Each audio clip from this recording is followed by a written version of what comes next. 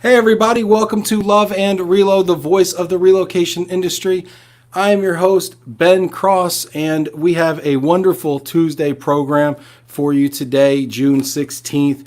I've got one of the most strategic thinkers. In my opinion, he'll probably be humble and say he's not, but I think he's one of the most strategic thinkers I've talked to in global mobility. And when I talk to a lot of our global mobility practitioners on the corporate side, a lot of them really struggle with how to go from tactical to strategic, how to go from reactive to proactive, how to get that seat at the table, so to speak, and be at the front of the decision making instead of at the end. And I think Horst Gallo, Vice President, HR Talent Solutions and Global Mobility from IBM, who's going to join us today, is going to really help us figure that kind of stuff out. So we're going to bring him out real quick. But before that, I did want to plug the book club book of the month.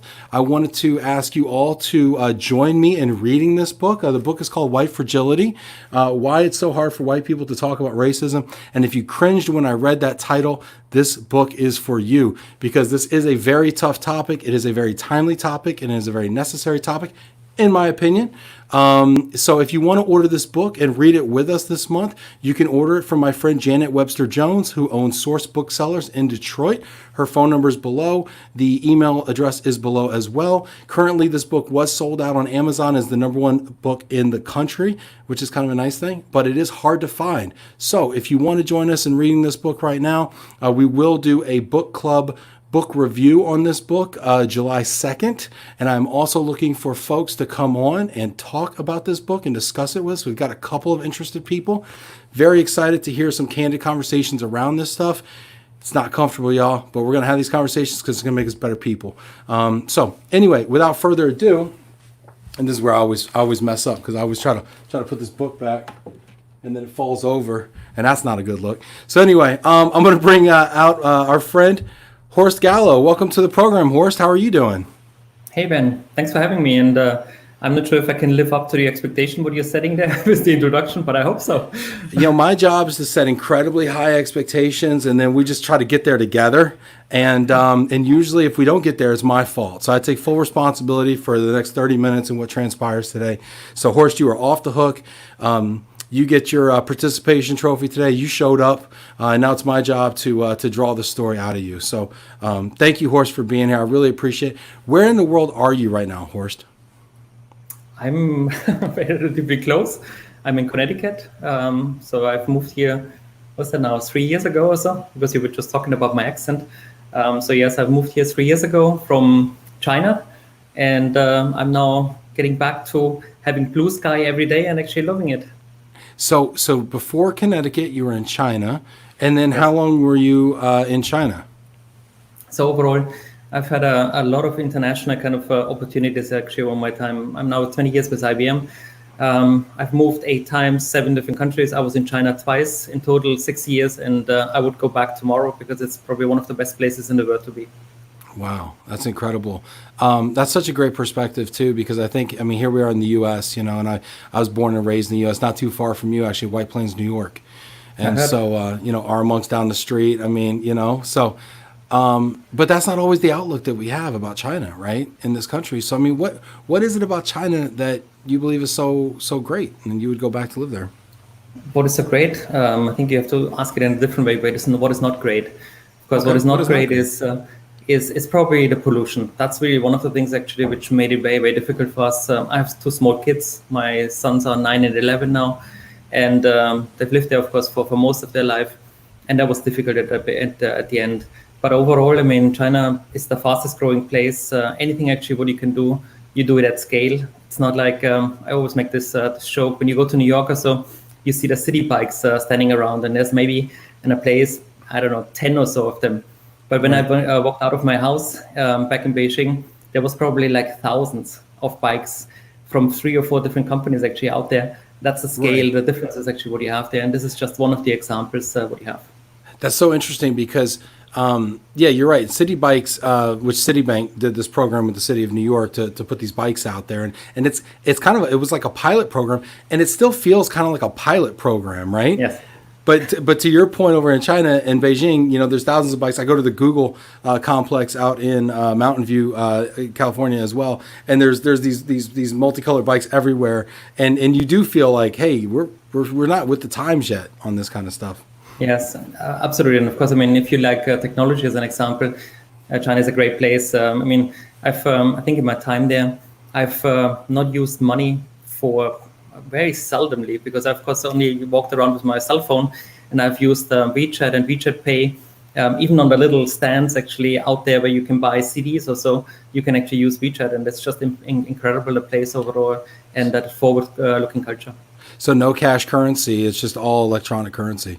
Absolutely. That's so interesting. It's interesting because we had somebody on from Shanghai a couple months ago from Maxelli Consulting, and they were saying the same thing. The things you can do with your cell phone over in China are so far advanced and beyond what we can do here in the U.S. And they talked about WeChat, and we don't even have WeChat in the United States.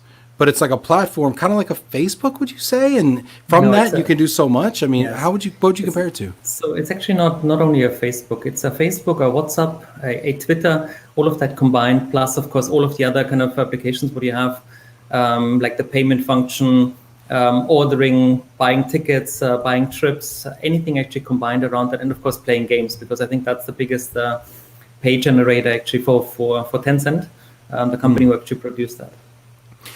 So we got a bunch of people coming in right now that are watching live on LinkedIn, watching on Facebook right now. Go ahead and give Horst a little round of applause. Hit that applause button right there. Let us know you're out there. Maybe the heart button, because it is Love and Relo. Go ahead and leave a comment with your name, where in the world you are. Give Horst a shout out. I also want to answer your questions, right? Because Horst is a smart person here on mobility and strategic thinking. And again, he's going to say I'm overselling it. Maybe I am.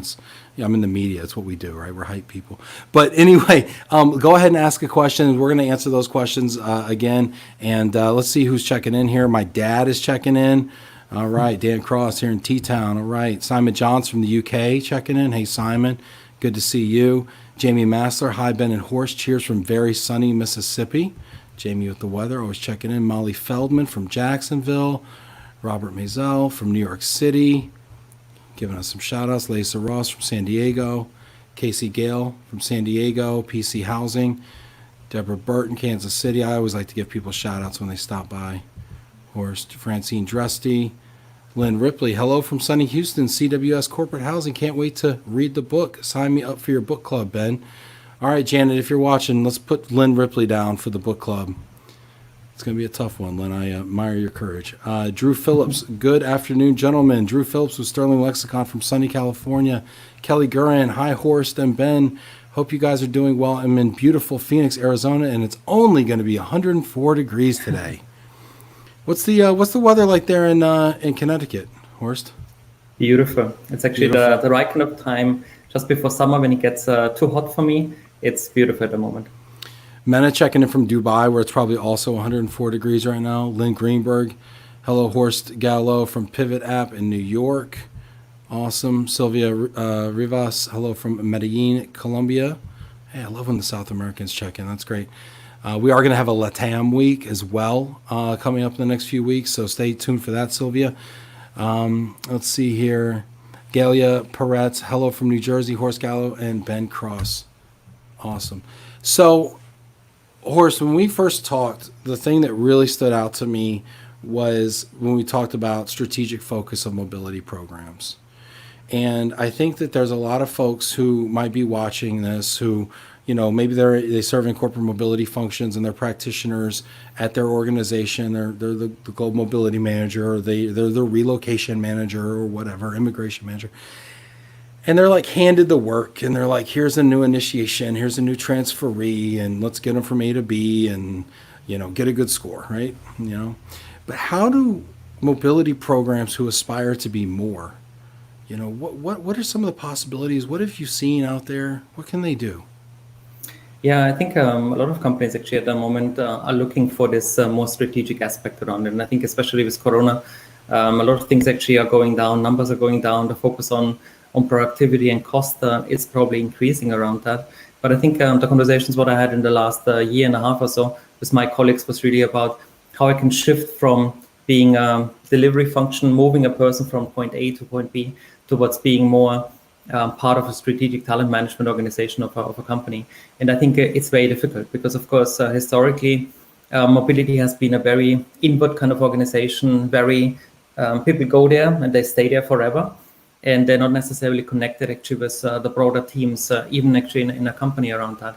But I do think there's a lot of opportunity here, because of course the expertise what global mobility has, not only in tax but also in immigration, which is now going to get even more important, especially with the environment actually where we're in. You can provide a lot more information and help towards your business. And I guess I have a disadvantage or advantage, whatever you're going to call that. I'm not a global mobility expert. I've been on the receiving side of mobility because, of course, I've moved around a lot. But I've always been an HR partner, generalist, or a talent management professional. And therefore, of course, I look at mobility more as a means of helping with skill building or leadership development, instead of actually just being a delivery organization of compliance. And I think a lot of companies actually are trying to get there to make sure that it is more integrated into the selection process. Because in the end of the day, you have a manager who has a skill need, and that skill need actually can be fulfilled by either hiring somebody from external to do a learning kind of intervention, to hire somebody from within the country or somebody from outside the country. That's all kind of solutions around that. And we need to actually work together more across the different functions in HR with the manager and the unit to really provide solutions for the problems what they have. And it seems like your own experience kind of informs the way that you view mobility strategically, and that you've been for the last 20 years with IBM, but you lived in several countries on multiple different assignments. And so you've been built personally, professionally, through your global mobility experiences. So with that understanding and being in the role for a year and a half, I mean, if you were to take a step back and imagine what global mobility could be, how would you imagine it or reimagine it? Yeah, I think we have two equations a bit, because of course, I mean, when you move, especially when you move the first time or the second time, everything is very new to you. You have a lot of angst and anxiety. What is actually what are you expecting actually around that? After you've done that 4 or 5 times, it's getting more normal around that. But I think this personal interaction, having that human touch, is really going to be important. Always is going to be important. But at the same time, I think time has changed as well, and we need to be a bit more embracing technology around that. I think there's a lot of things actually there today where we are spending a lot of time, especially in the back end, but also in the front end, to do certain things repetitively over and over again, with maybe not necessarily a lot of value add. And I think today, if you use technology in a better way, you can get away from that and actually have on one side high tech, which is really helping actually to move things forward, be more responsive, like an Amazon kind of experience, what you have for mobility. But on the other side, also then, of course, having a high touch kind of feeling when you need it. When, like in a time like this, where we are in the moment where it is difficult, then of course you need a high touch to really make you feel better, show empathy and everything else around that. And for me, what I found, just been coming back to that, is many companies actually don't necessarily look at succession planning and actually development in the right way. It's always about what do I need to fill now to solve an immediate problem, instead of actually looking a bit forward. And that, I think, is one of the challenges. So let's talk about that a little bit more, because I think that's really interesting. I think that's 100% correct. You're like, okay, I have an opening, let's fill it. How do we fill it? Get somebody there, right? And then, okay, on to the next one. Instead of forecasting the needs of an organization 3-5 years out, maybe more, right? How could mobility assist us in forecasting and fulfilling the needs of an organization 3, 5, 10 years down the road? I think the forecasting part is going to be difficult because, of course, we don't necessarily are so connected actually with the workforce management of an organization, where you really do workforce planning. But being, of course, connected around that, I think is going to be very important, because you look at the time where we are living today, where immigration is really a challenging kind of aspect, not just in the US, but of course in many places. And if you just look at it from today to tomorrow, you always make very short-term decisions around that. But of course, if you actually think longer term, you can actually come up with different approaches around that. I think where we actually have a lot of opportunity is data.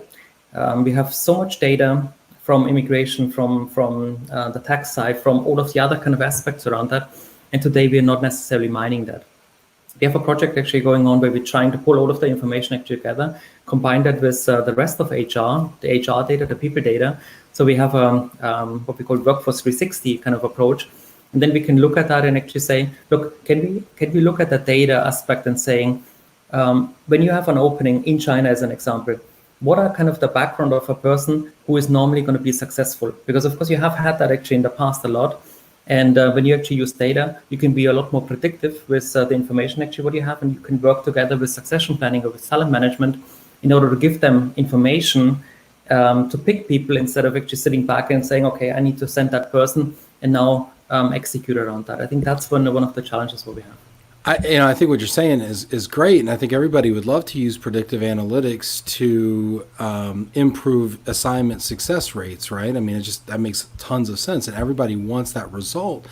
But I'm not sure that every company is in a position to do the work to get there, and they may not have the resources or the access to the data, or even the data policies that they need to get there. What are some of the things as you kind of work on that journey, and for companies that are watching this say, yeah, I'd love to know if someone's going to be successful when I transfer them to Beijing or not. What are some of the things they need to have in place in order to get there? Yeah, so I think, of course, I mean, I'm very lucky, right? Because I work in an IT company where data is part of our culture. I mean, you guys have Watson, right? I mean, you have the smartest computers in the world, right? I mean, I was just about to get there. Exactly. So we have not only the culture, but actually the tools as well actually to do that. So we are very lucky. But having said that, when you look at today's even assignment management tools, like the few of them which are out there, many of them actually looking now at analytics solutions where you can really actually mine some of the data elements what you have. And many of the companies, of course, now going actually to a more IT-driven kind of approach, because doing everything actually manually is not necessarily anymore the case around that. And of course, the important thing is actually that you have a bit of a data strategy, that you have a bit of a data mindset, because it's not just the data what you have from a mobility point of view, but you need to combine that, of course, with all of your other HR data, that you at least have information about is the performance there, is actually progression actually working around that? Does it really make sense for people actually to go to some of these places? When you put things together, and the programs are out there, they're actually very inexpensive now, and you can play around with that and actually make it a lot easier going forward. That for me is, I think, one of the areas where we can focus on now, and many more companies can do that today, not just the IT companies, the Googles, the Facebooks, the IBMs of this world, because the tools are out there. That's great. We got some questions and comments coming in here as well. Let's see here. Here's one. I think this is something that's on everybody's mind, right? So Lynn Greenberg, co-founder of Pivot, said, would love to hear what Horst's thoughts are on work from anywhere and its impact on mobility. Yeah, Lynn, it's the same question you sent me yesterday by mail, right? Mm-hmm. I was actually reflecting on this one a bit. I think today's world, we have like two sets of companies. At least we see that because, of course, we have a big professional services arm in IBM, and they work a lot with companies. And what I find interesting is actually that there's many companies out there who are trying to use this opportunity, what they have seen in the last 3 months of working from home, working from anywhere, and they are trying to actually re-engineer their processes, their systems, their way of working around that. And I think that's a huge opportunity for everybody around that. But there are still a lot of companies out there, and I'm not sure if it is 40, 50% or so, but a lot of companies who actually just see that as a little bit of a break. They actually cannot wait to go back where they have been actually before. And I see that this is really a missed opportunity around here, because of course you have actually been able in the last 2 or 3 months or so to do everything with working from home in a very different kind of lifestyle around that. And now you would go back actually where you were before. You're not necessarily capturing the positive aspects around that, because it is a huge impact on productivity. Of course, at the moment it's difficult because a lot of people actually have their kids at home, like myself, and that's why we talked a lot about that. When you have the kids at home and you try to work, it's a lot more unproductive, a lot more difficult. But actually, when kids are back to school and you're actually working from home, you don't have to commute, you have the right kind of setup, you have the right kind of tools like Trello, Mural, Box, then you can actually have a higher productivity what you have around that. And I think this will actually have a huge impact, not only, of course, on the way of working, but also, of course, on the mobility industry as a whole. So what is your take on, and if you have any any facts to support this, that would be incredible. But I don't expect that you might. But I mean, what is your personal anecdotal take on working from home, work from anywhere, whatever you want to call it? More productive, less productive, same? What do you think? Well, so I have to put the brackets there, right? So when I have the kids at home and we have two parents working plus the two kids homeschooling, the productivity is less because, of course, actually you try to put it there. But of course, in IBM, we have been on this working from home space for many, many years. I was just saying as well before, it took us maybe 1.5 weeks or so to actually have 95% of our 340,000 people working from home. That's all it took because, of course, we have the infrastructure in place. And I do think, especially as you know my area, I have to go down the merit every day. And that takes like 1.5 hours every day. So I don't need to do that. For me, working from home is much more productive when I need to get things done. But of course, what is missing is that social contact, that relationship building. So I think when we look at this working from home or this new way of working actually going forward, and we have just had a big discussion actually in the company around that, what does the office space actually going to be going forward? Is it really that space where everybody goes to every day? I don't think so. We IBM actually, we think it's going to be more like working from home more regularly, and then actually going into the office maybe once every 2 or 3 weeks or so to have meetings, to actually build a relationship, to actually have design thinking sessions, to work in a very different way. I think when you have that combination of that, this could be a huge improvement actually for productivity. So working from the office becomes the exception, not the rule, and it's done with intentionality around certain types of team building or meetings of certain types of things. So then what happens, and you touched on this briefly, but what are your thoughts around, well, gosh, twofold here. One, from a talent standpoint and from just a, education, training, mentorship, some of the softer talent upskilling activities that are done in the office, networking, right? Relationship building. How is that going to be done long term? I mean, right now we're hired in, we've set these cultures. Now we're doing these cultures from remotely. But when somebody comes into an organization and they've never met Susie over here and they've never met Joe over here, how do they form these relationships? How do they network? How do they career path themselves and position themselves within an organization, which used to be very relationship driven and trust driven? Yes. So there was a ton of questions actually in there, right? And a lot of comments. Sorry. No, it's okay. I just ask a bunch and I hope one's decent. And that's just my method. Well, I think that there's a lot of points, of course, in there which we're all kind of wrestling with at the moment. And I think, step back, I mean, in the last 3 or 4 months or so, every one of the companies actually had to change their onboarding processes virtually. We have to do the same because, of course, in India, for example, we're still hiring a lot of people in our service centers there. And they were moving virtually, basically from one day to the next. And we did not see necessarily a decrease in engagement, a decrease in productivity around that. I do think, however, that it is, of course, a temporary thing.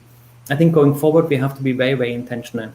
You're absolutely right on the workspace. The workspace, I think personally, depending, of course, on the industry, depending on the workload you have, is going to be a lot more for meeting, for networking, for getting to know each other, building that trusted relationships around that. But at the same time, of course, now with these tools, what you're actually having, you can create this productivity around that. I do think, however, we have to be very specific as well around that, because, for example, in an innovation kind of context where you have design and offering and development together, there's a lot of positive things actually when you have people together and you just talk around a water cooler and actually build some of the things around that. So I think we have to be much more segmenting our population, the company, the industry, what you're in, the roles that people actually are in, and then, of course, actually the goals, what you're trying to drive.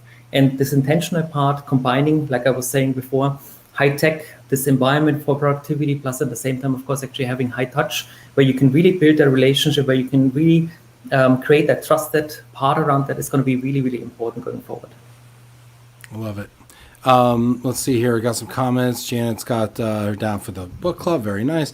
Darren Burley, our friend. Hi, Horst and Ben. Darren from Seattle. Checking in. That's great. Simon Mason. Hello from Grable, London. All the Grableites checking in, which is nice to see the support there. Daniel from Brazil. Nice to see you, Daniel. Simon Johns has a question from the UK. Simon says, what would your assignees be most worried about relocating to a new country? Do you offer information and support when they are relocating to a new country? And if yes, what? Oh, I think that is also very, very personal, right? Because many people at least trying to go to places which they know, which they have an interest in. And then, of course, it's a very easy kind of decision around that. Very often, of course, when you have places, when you have decisions to make where you want to go to places where you don't necessarily want to go, it's all about information. And it's all about information, of course, not only for the assignee, but more often than not, I have the feeling it is for that ecosystem. So what's the partner? Are there kids there? What's the spousal relationship actually there? How they can actually be supported around that? And yes, we actually have a lot of information around that. We also have a lot of informal collaboration where we bring people actually in contact with people who have done that before, where then either the assignees or the partners or the families actually can talk to each other.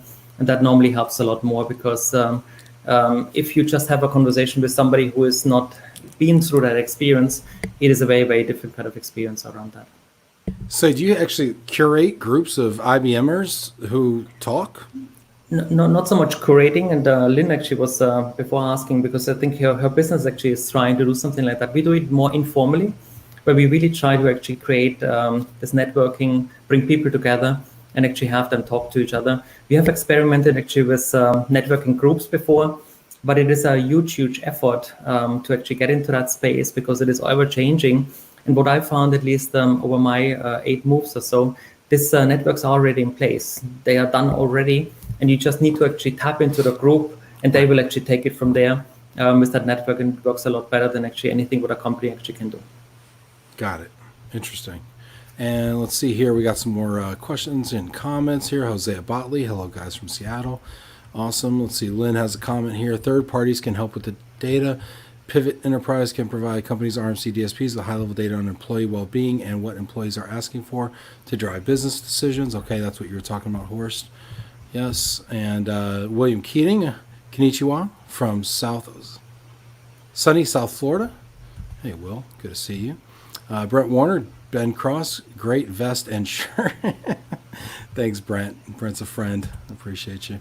Mena from Dubai. The nature of the IT assignments are mainly depending on short-term mobilization plan, and everything can be processed virtually. Do you think by this movement volume will be reduced post-COVID-19?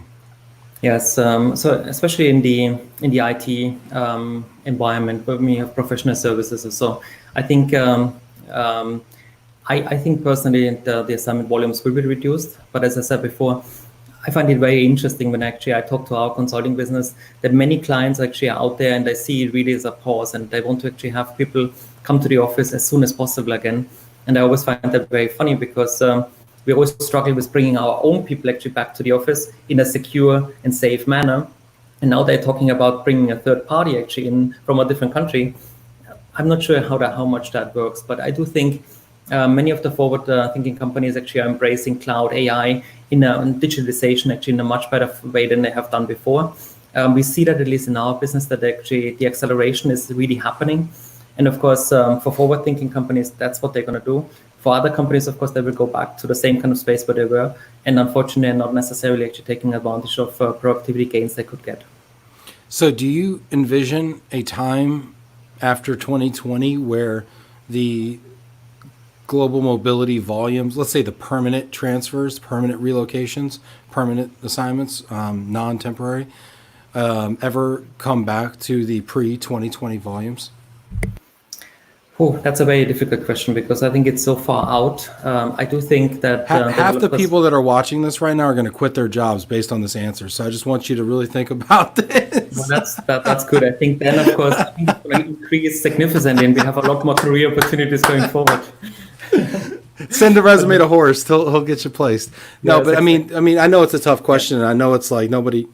You know, yes. but I mean, what's your goal on that? I do think what I see, at least in our business, is that it's going to reduce. I think we will see also a bit of a shift, at least from where I sit, where maybe the old-fashioned assignments, the expatriate kind of contracts or so, are getting smaller and smaller, much more specific for various skills.